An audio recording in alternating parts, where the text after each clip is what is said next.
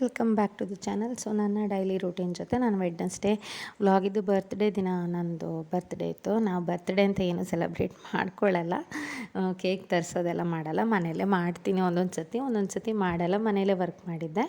ಆ ದಿನ ನೀರು ದೋಸೆ ಮಾಡಿದ್ದೆ. ನನಗೆ ನೀರು ದೋಸೆ ಮಾಡೋಣ ಅಂತ ಅನ್ನಿಸ್ತು. ಯೂಶ್ವಲಿ ದೋಸೆ ಅಂದರೆ ನಮಗೆ ಅಂದರೆ ದೋಸೆ ಮಾಡಿದರೆ ಒಂಥರ ಸ್ಯಾಟಿಸ್ಫ್ಯಾಕ್ಷನ್. ದೋಸೆ ಇಡ್ಲಿ ಈ ಥರದ್ದು ತಿಂದರೆ ಒಂದು ಸ್ಯಾಟಿಸ್ಫ್ಯಾಕ್ಷನ್. ರೈಸ್ ಬಾತ್ ನಾವು ಅಷ್ಟು ಮಾಡಲ್ಲ ಬೆಳಗ್ಗೆ ದೋಸೆ ಮತ್ತು ತೆಂಗಿನಕಾಯಿ ಚಟ್ನಿ ಮಾಡಿಕೊಂಡು ನಾನು ಬೆಳಗ್ಗೆ ಇದು ಮಾಡಿಕೊಂಡೆ. ಆಮೇಲೆ ಮನೆಯೆಲ್ಲ ಕ್ಲೀನ್ ಮಾಡಿಕೊಂಡು, ನಾನು ಬರ್ತ್ಡೇಗೆ ಅಂತ ಸ್ಪೆಷಲ್ ಮಾಡಿರೋದಲ್ಲ, ಬಟ್ ಹೀಗೆ ನಾನು ವೀಕೆಂಡಲ್ವ ಸಂಡೇಲೆ ಏನಾದರೂ ತಿನ್ನಬೇಕು ಅನಿಸುತ್ತೆ. ಸೊ ಆ ದಿನ ರೈಸ್ ಬಾತ್ ಏನಾದರೂ ಕರುಕುಲು ತಿಂಡಿ ಹಾಗೆಲ್ಲ ಮಾಡ್ತಾಯಿರ್ತೀನಿ. ಸೊ ಈ ವೀಕ್ ನಾನು ಇದು ಹಸ್ಬೆಂಡ್ ಹೇಳ್ತಾಯಿದ್ರು, ಹೆಂಗೂ ಬರ್ತ್ಡೇ ಇದೆಯಲ್ಲ ಏನಾದ್ರು ಮಾಡು ಅಂತ. ಸೊ ನಾವು ಹಾಗೆ ಸೆಲೆಬ್ರೇಟ್ ಎಲ್ಲ ಏನೂ ಮಾಡಲ್ಲ ಆ್ಯಕ್ಚುಲಿ, ಬರ್ತ್ಡೇ ಅಂತ ಹೇಳಿಬಿಟ್ಟು. ಸೊ ಸುಮ್ಮನೆ ಹಾಗೆ ಮನೆಯಲ್ಲೇ ಇದ್ದೆ ನಾನು. ಎಲ್ಲರೂ Wednesday usually work from home ಮಾಡ್ತೀನಿ ನಾನು. ಸೊ ಹಾಗೆ ಡೈಲಿ ರೂಟೀನ್ ಕ್ಲೀನಿಂಗ್ ಮಾಡೋದು, ನೆಲ ಒರೆಸೋದು ಇದೆಲ್ಲ ಇದ್ದೇ ಇರುತ್ತೆ. ನಾನು ಯಾವಾಗಲೂ ಹೇಳ್ತಿದ್ದೆ, ಲಾಸ್ಟ್ ವ್ಲಾಗಲ್ಲೂ ಹಾಕಿದ್ದೆ ನಾನು. ಯಾಕಂದರೆ ಡೈಲಿ ಎಲ್ಲರೂ ಮಾಡೋ ಕೆಲಸನೇ ನಾನು ಮಾಡೋದು, ಎಲ್ರಿಗೂ ಕೆಲಸ ಇರುತ್ತೆ. ಹಾಗೆ ಇಲ್ಲಿ ನಾನು ಬುಕ್ಸ್ ಎಲ್ಲ ಇಟ್ಟಿದ್ದು, ನಾನು ಲೈಬ್ರರಿ ಯೂನಿಟ್ ಅವತ್ತು ಮಾಡಿಸಿದ್ವಿ ಅಂತ ಹೇಳಿದ್ದಲ್ಲ, ಅಲ್ಲೇ ಬುಕ್ಸ್ ಹುಡುಕ್ತಾ ಇದ್ದೆ. ಸ್ವಲ್ಪ ಫ್ರೀ ಸಿಕ್ಕಿದಾಗ ಓದೋಣ ಅಂತ ಹೇಳ್ಬಿಟ್ಟು ನೋಡಿ ಈ ಥರ ಇಲ್ಲಿ ಬುಕ್ಸ್ ಹುಡುಕ್ತಾ ಇದ್ದೆ ನಾನು. ಆ್ಯಕ್ಚುಲಿ ಯಾವ್ದು ಇದು ಮಾಡೋದು ಅಂತ ಒಂದು ಸೈಡ್ ನಾನು ಬುಕ್ಸ್ ಎಲ್ಲ ಇಟ್ಟಿದ್ದೀನಿ, ಇನ್ನೊಂದು ಸೈಡ್ ಶೋಕೇಸಲ್ಲಿ ಕೆಲವೊಂದು ಇದೆಲ್ಲ ಇಟ್ಟಿದ್ದೆ. ಅಂದರೆ ನನ್ನ ಆರ್ಟ್, ನಾನು ನಮ್ಮ ಮನೆಗೆ ಯಾವುದು ಡೆಕೋರೇಟಿವ್ ಐಟಮ್ಸ್ ಅಂತ ತರೋದಂತಿಲ್ಲ, ಅದೆಲ್ಲ ಮಾಡಿರೋದೆ. ಸೊ ಗೊಂಬೆಗಳಾಗಲಿ ಯಾವುದಾದ್ರೂ ನನ್ನ ಕೈಯಲ್ಲಿ ಹೊಲಿದು ಮಾಡಿರೋದೇ ಇದೆ. ಸೊ ಅದಾದಮೇಲೆ ಒಂದು 11 ಗಂಟೆ ಟೈಮ್ಗೆ ನಾವು ಜ್ಯೂಸ್ ಕುಡಿತೀವಿ, ಲೆಮನ್ ಜ್ಯೂಸ್. ಈಗ ತುಂಬ ಡಿಹೈಡ್ರೇಷನ್ ಆಗುತ್ತೆ, ಮಳೆ ಬಂದ್ರೂ ಸ್ವಲ್ಪ ಸೆಕೆ ಒಂಥರ ಇರುತ್ತಲ್ವ. ಸೊ ನಾನು ಲಿಂಬೆ ಜ್ಯೂಸ್ ಇದು ಅಂತ ನಾನು ಇದು ಮಾಡಿದ್ದೆ. ಆಮೇಲೆ ನಾನು ಸ್ವಲ್ಪ ಶಾವಿಗೆ ಖೀರ್ ಮಾಡೋಣ ಅಂತೇಳಿ ಮಾಡಿಬಿಟ್ಟೆ. ಯಾಕೆಂದರೆ ನಂಗೆ ಮಧ್ಯಾಹ್ನದ 12:30 ಒಳಗೆ ಎಲ್ಲನೂ ಮುಗಿಸ್ಬೇಕು. ಹಾಗೆ ಊಟಕ್ಕೆ ನಾನು ಅದೇ ಪನ್ನೀರ್ ತರಕಾರಿ ಎಲ್ಲ ಹಾಕಿ ರೈಸ್ ಬಾತ್ ಮಾಡಿದ್ದೆ. ಹಾಗೆ ಖೀರ್ ಇತ್ತು. ಹಾಗೆ ನಾನು ತುಕ್ಕುಡಿ ಮಾಡಿದ್ದೆ. ತುಕ್ಕುಡಿ ಮಾತ್ರ ಆ ದಿವಸ ಮಾಡಿದ್ದಲ್ಲ, ಹಿಂದೆ ವೀಕೆಂಡಲ್ಲಿ ಮಾಡಿ ಇಟ್ಟಿದ್ದೆ. ಖೀರ್ ಸ್ವಲ್ಪ ಗಟ್ಟಿಯಾಗಿ ಮಾಡಿದ್ದೆ, ನಂಗೆ ಸ್ವಲ್ಪ ಗಟ್ಟಿ ಇದ್ರೆ ಇಷ್ಟ. ಹಾಗೆ ನಾನು ಕೇಕ್ ಮಾಡಿದ್ದೀನಿ ಜಾಗ್ರಿಯಲ್ಲಿ, ನಿಮಗೆ ಅದರ ರೆಸಿಪಿನ ಎಂಡಲ್ಲಿ ತೋರಿಸಿದ್ದೀನಿ ನಿಮಗೆ.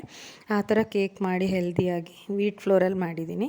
ಸೊ ಸಂಜೆ ಅಂತೂ ಸಿಕ್ಕಾಪಟ್ಟೆ ಮಳೆ ಬಂದಿತ್ತು.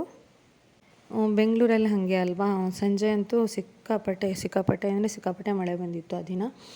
ಸಂಜೆ ಹೊತ್ತಿಗಂತೂ ಹೇಳೋಕ್ಕಾಗದೇ ಇರೋಷ್ಟು ಮಳೆ ಬಂದಿತ್ತು. ಸೊ ಹಾಗಿದ್ರೆ ಕೇಕ್ ಮಾಡೋದು ಹೇಗೆ ಅಂತ ನೋಡೋಣ. ಇದು ಬೆಲ್ಲನ ಸ್ವಲ್ಪ ಒಂದು ಅರ್ಧ ಕಪ್ ಬೆಲ್ಲನ ನಾನು ನೀರು ಮಾಡ್ಕೊಂಡಿದ್ದೀನಿ. ಜಸ್ಟ್ ನೀರು ಮಾಡ್ತೀನಿ, ಒಂದು ಸ್ವಲ್ಪ ತೆಂಗಿನ ಎಣ್ಣೆ ಹಾಕ್ಕೊಂಡಿದ್ದೀನಿ. ಯಾಕಂದರೆ ನಾವು ಕುಕ್ಕಿಂಗಿಗೆ ಬಳಸೋದು ತೆಂಗಿನ ಎಣ್ಣೆ. ನೀವು ಯಾವ ಅಡುಗೆ ಎಣ್ಣೆ ಬಳಸ್ತೀರ ಅದನ್ನು ಬಳಸ್ಕೋಬೋದು. ಅದಕ್ಕೊಂದು ಸ್ವಲ್ಪ ಎಣ್ಣೆ ಹಾಕ್ಕೊಂಡೆ ನಾನು. ಇದು ಪಾಕಲ್ಲಿ ಏನಾಗೋದು ಬೇಡ, ಜಸ್ಟು ನಾವು ಜಾಗ್ರಿನ ನೀರು ಹಾಗೆ ಇದು ಗೋಧಿ ಹಿಟ್ಟು ಹಾಕ್ಕೊಳ್ತಾ ಇದ್ದೀನಿ, 1/4 ಕಪ್ ಗೋಧಿ ಹಿಟ್ಟು. ಹಾಗೆ ಅದಕ್ಕೆ 1-2 ಸ್ಪೂನ್ ಆಗುವಷ್ಟು ಕೋಕೋ ಪೌಡರ್ ಹಾಕ್ಕೊಂಡಿದ್ದೀನಿ ನಾನು. ನಿಮಗೆ ಕೋಕೋ ಪೌಡರ್ ಬೇಡ ಅಂದರೆ ಸ್ಕಿಪ್ ಮಾಡ್ಬೋದು. ಹಾಗೆ 1 ಸ್ಪೂನ್ ಬೇಕಿಂಗ್ ಪೌಡರ್ ಹಾಕ್ಕೊಂಡಿದ್ದೀನಿ. ಬೇಕಿಂಗ್ ಪೌಡರ್ ಹಾಕ್ಕೊಂಡ್ಮೇಲೆ ಒಂದು ಸ್ವಲ್ಪ ಚಿಟಿಕೆ ಉಪ್ಪು. ನಾನು ಇದಕ್ಕೆ ಸೋಡಾ ಕೂಡ ಹಾಕಿಲ್ಲ, ಅಷ್ಟು ಹೆಲ್ದಿಯಾಗಿ ಮಾಡಿದ್ದೀನಿ ಆ್ಯಕ್ಚುಲಿ. ಇದನ್ನು ಮಿಕ್ಸ್ ಮಾಡ್ಕೋಬೇಕು, ಡ್ರೈ ಮಿಕ್ಸ್ ಒಂದು ಸತಿ ಚೆನ್ನಾಗಿ ಮಿಕ್ಸ್ ಮಾಡ್ಕೋಬೇಕು ಕೇಕ್ ಮಾಡೋದಕ್ಕೆ. ಇದು ಜಾಗ್ರಿ ಕೇಕ್. ಆಮೇಲೆ ನಾವೇನು ಜಾಗ್ರಿ ಸಿರಪ್ ಮಾಡ್ಕೊಂಡಿದ್ದೀವಲ್ಲ, ಜಾಗ್ರಿ ಮಾಡ್ಕೋಬೇಕು. ನಾನು ಮೈದಾ ಯೂಸ್ ಮಾಡಿಲ್ಲ, ಇಲ್ಲಿ ವೀಟ್ ಫ್ಲೋರಲ್ಲಿ ಜಾಗ್ರಿ ಕೇಕ್ ಚೆನ್ನಾಗಿ ಹೆಲ್ದಿ ಕೇಕ್ ಮಾಡಿದ್ದೀನಿ. ಇದರಲ್ಲಿ ನೋಡ್ಕೋಬೇಕು ಎಷ್ಟು ಬೇಕು ಅಂತ. ನಿಮಗೆ ಸಿಹಿ ಜಾಸ್ತಿ ಬೇಕು ಅಂದರೆ ಇನ್ನೂ ಸ್ವಲ್ಪ ಬೆಲ್ಲ ಹಾಕ್ಕೋಬೋದು. ಬೆಲ್ಲ ಇಷ್ಟ ಇಲ್ಲ ಅಂದರೆ ಸಕ್ಕರೆ ಹಾಕ್ಕೋಬೋದು, ನಿಮ್ಮ ಇಷ್ಟ. ಸಕ್ಕರೆನ ಪುಡಿ ಮಾಡಿ ಹಾಕ್ಕೋಬೇಕು. ಯಾವತ್ತೂ ನಾನು ಸಕ್ಕರೆನೇ ತಿನ್ನಲ್ಲ ಅಂತಲ್ಲ, ನಾನು ಆದಷ್ಟು ಬೆಲ್ಲ ಯೂಸ್ ಮಾಡ್ತೀನಿ, ಆದಷ್ಟು ಮೈದಾ ಅವಾಯ್ಡ್ ಮಾಡ್ತೀನಿ, ತಿನ್ನೋದೇ ಇಲ್ಲ ಅಂತ ಆ ಥರ ಏನಿಲ್ಲ. ಸೊ ಇದಕ್ಕೆ ನಾವು ಹಾಲು ಕೆನೆ ಸಮೇತ ಹಾಕ್ಕೊಂಡಿದ್ದೀನಿ ನಾನು. ದಪ್ಪ ಹಾಲು ಅಂದರೆ ಕೆನೆ ಸಮೇತ ಇರೋ ಅಂಥದ್ದು ಹಾಕ್ಕೊಂಡು ನಾನು ಮಿಕ್ಸ್ ಮಾಡ್ಕೋತಾ ಇದ್ದೀನಿ. ಇನ್ನು ನಿಮಗೆ ಬೇಕಾದರೆ ವೆನಿಲಾ ಎಸೆನ್ಸ್ ಆ್ಯಡ್ ಮಾಡ್ಬೋದು. ಇನ್ನು ನಿಮಗೆ ಬೇರೆ ಏನಾದರೂ ಫ್ಲೇವರ್, ರೋಸ್ ಫ್ಲೇವರ್ ಬೇಕು ಅಂದರೆ ಆ್ಯಡ್ ಮಾಡ್ಕೋಬೋದು. ಇದನ್ನ ನಾವು ಹಾಲು ಹಾಕಿ ಈ ಥರ ಕೇಕ್ ಬ್ಯಾಟರ್ ಕನ್ಸಿಸ್ಟೆನ್ಸಿಗೆ ತಂದ್ಕೋಬೇಕು. ಸೊ ಕೇಕ್ ಬ್ಯಾಟರ್ ಈ ಥರ ಕನ್ಸಿಸ್ಟೆನ್ಸಿಯಲ್ಲಿರುತ್ತೆ. ಸೊ ಇದಕ್ಕೆ ತಂದ್ಕೋಬೇಕು. ಇದು ತಂದಮೇಲೆ ಇದಾದಮೇಲೆ ನಾವು ಮೌಲ್ಡನ್ನು ರೆಡಿ ಮಾಡ್ಕೋಬೇಕು. ಮೌಲ್ಡಿನ ಕೆಳಗಡೆ ನಾನು ಬಟರ್ ಪೇಪರ್ ಹಾಕ್ಕೊಂಡಿದ್ದೀನಿ. ಇಲ್ಲ ನೀವು ಬಟರ್ ಪೇಪರ್ ಇಲ್ಲ, ಮೌಲ್ಡ್ ಇಲ್ಲ ಅಂದರೆ ಇದು ಕುಕ್ಕರಲ್ಲೂ ಮಾಡ್ಕೊಬೋದು. ನಾನು ಓವನಲ್ಲಿ ಮಾಡ್ಕೊಳ್ತಾ ಇರೋದು. ಓವನಿಗೆ ಆದರೆ ಓವನ್ ಇದ್ದನೇ ಪಾತ್ರೆ ಯೂಸ್ ಮಾಡಬೇಕಾಗತ್ತೆ. ಕೆಳಗಡೆ ಬಟರ್ ಪೇಪರ್ ಹಾಕಬೇಕು. ಬಟರ್ ಪೇಪರ್ ಇಲ್ಲ ಅಂದರೆ ಸ್ವಲ್ಪ ಎಣ್ಣೆನೋ ತುಪ್ಪನ ಪಸೆ ಅಂದರೆ ಗ್ರೀಸ್ ಮಾಡಿಕೊಂಡು ಅದಕ್ಕೆ ಒಂದು ಸ್ವಲ್ಪ ಫ್ಲೋರ್ ಡಸ್ಟ್ ಮಾಡಿದರೂ ಆಗುತ್ತೆ. ಬಟ್ ಬಟರ್ ಪೇಪರ್ ಇದ್ದರೆ ಬಟರ್ ಪೇಪರ್ ಯೂಸ್ ಮಾಡ್ಕೊಂಡು ಈ ಥರ ಒಂದು ಸ್ವಲ್ಪ ಹೊಡ್ಕೊಂಡು ಅದನ್ನು ಲೆವೆಲ್ ಮಾಡ್ಕೋಬೇಕು. ನೀಟಾಗಿ ಲೆವೆಲ್ ಆಗಬೇಕದು. ಸೊ ಇದು ನೋಡಿ ಈ ಥರ ಲೆವೆಲ್ ಮಾಡ್ಕೋಬೇಕು, ನೀಟಾಗಿ ಲೆವೆಲ್ ಮಾಡ್ಕೋಬೇಕು ಇದನ್ನು. ಬೇಕು ಅಂದರೆ ನೀವು ಮೇಲೆ ಡ್ರೈ ಫ್ರೂಟ್ಸ್ ಕೂಡ ಹಾಕ್ಬೋದು. ನಾನು ಆಮೇಲೆ ಚಾಕ್ಲೇಟ್ ಸಿರಪ್ಪೆಲ್ಲ ಹಾಕಿ ಡೆಕೋರ್ ಮಾಡೋದ್ರಿಂದ ನಾನು ಹಾಕಿಲ್ಲ. ಪ್ರೀ ಹೀಟೆಡ್ ಓವನಲ್ಲಿ ಇಡ್ತಾ ಇದ್ದೀನಿ. ಇದೆಲ್ಲ ನಿಮಗೆ ಗೊತ್ತೇ ಇದೆ, ಪ್ರೀ ಹೀಟೆಡು. ನೀವು ಗ್ಲೌಸ್ ಬಳಸಿ, ಬಿಸಿ ಇರುತ್ತೆ. ನಾನು ಸುಮ್ಮನೆ ಎಲ್ಲ ಇಳ್ಕೊಂಡು, ಅಂದರೆ ನಾನು ಸ್ವಲ್ಪ ಕಡಿಮೆ ಪಾತ್ರೆ, ಕಡಿಮೆ ವಸ್ತುಗಳನ್ನು ಯೂಸ್ ಮಾಡಿನೇ ಅಡುಗೆ ಮಾಡೋಣ ಅಂತ ಹೇಳ್ಬಿಟ್ಟು ಒಂದು 20 to 25 ಮಿನಿಟ್ಸ್ ಬೇಕ್ ಮಾಡಿ ಆಮೇಲೆ ತೆಗೆದು ನೋಡಿ.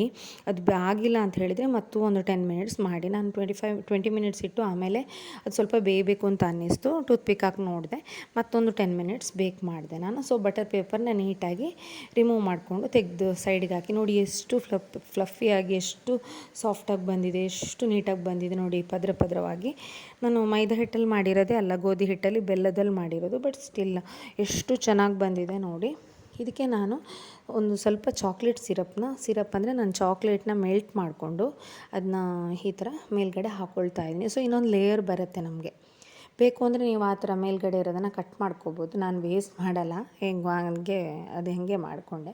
ಚಾಕ್ಲೇಟ್ ಸಿರಪ್ನ ಸ್ವಲ್ಪ ದಪ್ಪನಾಗಿ ನಾವು ಏನು ಮಾಡ್ಕೋಬೇಕು ಅಂದರೆ ಸ್ಪ್ರೆಡ್ ಮಾಡ್ಕೋಬೇಕು. ಚಾಕ್ಲೇಟ್ನ ಈ ಥರ ಅಂದರೆ ಮೆಲ್ಟ್ ಮಾಡಿಕೊಂಡು ನಾನು ಈ ಥರ ಸ್ಪ್ರೆಡ್ ಮಾಡ್ಕೋಬೇಕು. ಸೊ ಈ ಥರ ಸ್ಪ್ರೆಡ್ ಮಾಡ್ಕೋಬೇಕು. ನಾನು ಈ ಥರ ಸ್ಪ್ರೆಡ್ ಮಾಡಿಕೊಂಡೆ. ಇದು ಆ್ಯಕ್ಚುಲಿ ಚಾಕ್ಲೇಟನ್ನೇ ನಾನು ಮೆಲ್ಟ್ ಮಾಡಿಕೊಂಡು ಈ ಥರ ಸ್ಪ್ರೆಡ್ ಮಾಡ್ಕೊಂಡಿದ್ದು. ಅಥವಾ ನೀವು ಚಾಕ್ಲೇಟ್ ಸಿರಪ್ ಹಾಕ್ತೀರಾ ಅಥವಾ ಕ್ರೀಮ್ ಹಾಕ್ತೀರಾ ಅಂದರೆ ಹಾಕ್ಕೊಳ್ಬೋದು.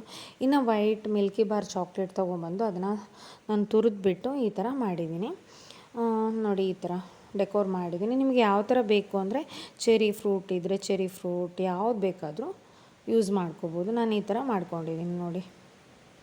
ಸೊ ಈ ಥರ ಅದನ್ನು ಮಾಡ್ಕೊಂಡಿದ್ದೀನಿ. ನನ್ನ ಹತ್ರ ಮೌಲ್ಡ್, ಹಾರ್ಟ್ ಶೇಪ್ ಮೌಲ್ಡ್ ಇದೆ, ಮತ್ತೊಂದು ಸ್ಕ್ವೇರ್ ಶೇಪ್ ಮೌಲ್ಡ್ ಇದೆ. ನೀವು ಯಾವ ಥರದ ಮೌಲ್ಡ್ ಇದೆ ಅದನ್ನು ಯೂಸ್ ಮಾಡ್ಕೊಂಡು ಕೇಕ್ ಮಾಡ್ಕೋಬೋದು. ನಾನು ಹಾಕಿರೋ ಪ್ರಮಾಣದಲ್ಲಿ ನೀವು ಗೋಧಿ ಹಿಟ್ಟು, ಜಾಗ್ರಿ ಎಲ್ಲ ಹಾಕಿದ್ರೆ ಇದೇ ಅಳತೆಯಲ್ಲಿ ಹಾಕಿದರೆ ಅಥವಾ ಇದೇ ಬ್ಯಾಟರ್ ಕನ್ಸಿಸ್ಟೆನ್ಸಿ ಹೀಗೆ ಬಂದರೆ ನಿಮ್ಗೆ ಇಷ್ಟೇ ಸಾಫ್ಟಾಗಿ ಬರುತ್ತೆ. ಅದಕ್ಕೆ ನಾವು ಏನಂತಾರೆ ಬೇಕಿಂಗ್ ಸೋಡಾ ಹಾಕಬೇಕು ಅದೆಲ್ಲ ಇಲ್ಲ. ಬೇಕಿಂಗ್ ಪೌಡರ್ ಒಂದು ಹಾಕಿದರೆ ಸಾಕಾಗುತ್ತೆ. ಯಾಕೆಂದರೆ ಒಂದೊಂದು ಸತಿ ಇದಕ್ಕೆ ಬಳಸ್ತಾ ಇರ್ತೀವಿ. ಸೊ ಜಾಸ್ತಿ ನೋಡಿ ಎಷ್ಟು ಚೆನ್ನಾಗಿ ಬಂದಿದೆ ಅಂತ. ಸೊ ಚಾಕ್ಲೇಟು ಇದು ಬೆಲ್ಲ ಜಾಸ್ತಿ ಬೇಕು ಅಂದರೆ ಹಾಕ್ಬೋದು. ಬೆಲ್ಲ ಟೇಸ್ಟ್ ಇಷ್ಟ ಆಗಲ್ಲ ಅಂತ ಹೇಳೋಕ್ಕೆ ಏನೂ ಇಲ್ಲ. ಬಿಕಾಸ್ ಇದರಲ್ಲಿ ನಾನು ಕೋಕೋ ಪೌಡರ್ ಹಾಕಿದ್ದೀನಲ್ಲ, ಕೋಕೋ ಪೌಡರ್ ಇದು ಎಲ್ಲನೂ ಮಿಕ್ಸ್ ಆಗಿ ತುಂಬ ಚೆನ್ನಾಗಿ ಬರುತ್ತೆ ನೋಡಿ. ಈ ಥರ ಡೆಕೋರ್ ಮಾಡಿದ್ದೀನಿ ನಾನು. ತುಂಬ ಚೆನ್ನಾಗಿ ಬಂದಿತ್ತು ಆ್ಯಕ್ಚುಲಿ. ಟೆಕ್ಸ್ಚರ್ ಕೂಡ ತುಂಬ ಚೆನ್ನಾಗಿ ಬಂದಿತ್ತು. ಸೊ ನಿಮಗೆ ಈ ಕೇಕ್ ರೆಸಿಪಿ ಹೇಗೆ ಅನ್ನಿಸ್ತು ಅಂತ ಹೇಳಿ. ಖಂಡಿತ ನೀವು ಟ್ರೈ ಮಾಡಿ ಈ ಕೇಕ್ನ, ನಿಮ್ಗೆ ನಿಜವಾಗ್ಲೂ ಇಷ್ಟ ಆಗುತ್ತೆ ನೋಡಿ. ಚಾಕ್ಲೇಟ್ ಸಿರಪ್ ಕೆಳಗಡೆ ಹಿಂಗೆ ಇಳ್ಕೊಂಬಿಟ್ಟು ಒಂಥರ ಟೆಂಪ್ಟಿಂಗ್ ಥರ ಇದೆ ಅಲ್ವಾ. ಸೊ ನಾನು ಮಾಡಿದ್ದು ಅಂತ ನಾನು ಹೇಳ್ತಾ ಇಲ್ಲ, ನಿಜವಾಗ್ಲೂ ಚೆನ್ನಾಗಿ ಬಂದಿತ್ತು. ನೀವು ಖಂಡಿತ ಒಂದು ಸತಿ ಟ್ರೈ ಮಾಡಿ ಕೇಕ್ನ. ಹೆಂಗೆ ಅನ್ನಿಸ್ತು ಅಂತ ಹೇಳಿ. ನಿಮಗೂ ಇಷ್ಟ ಆಗ್ಬೋದು ಅಂತ ಅಂದ್ಕೊಳ್ತೀನಿ ನಾನು. ಹಾಗೆ ಈ ಪುಟ್ಟ ವ್ಲಾಗ್ ಮತ್ತು ಕೇಕ್ ರೆಸಿಪಿ ಹೇಗೆ ಅನ್ನಿಸ್ತು ಅಂತ ಹೇಳಿ. ಸೊ ನಿಮಗೆ ಕೇಕ್ ರೆಸಿಪಿ ಇಷ್ಟ ಆಯಿತು, ಹಾಗೆ ಈ ಪುಟ್ಟ ವ್ಲಾಗ್ ಇಷ್ಟ ಆಯಿತು ಅಂತ ಅಂದ್ಕೋತೀನಿ. ಇಷ್ಟವಾದರೆ ನನ್ನ ಚಾನಲ್ಗೆ ಸಬ್ಸ್ಕ್ರೈಬ್ ಮಾಡಿ, ಹಾಗೆ ಶೇರ್ ಮಾಡಿ. Thank you so much. So next ವೀಡಿಯೋದಲ್ಲಿ ಸಿಗ್ತೀನಿ.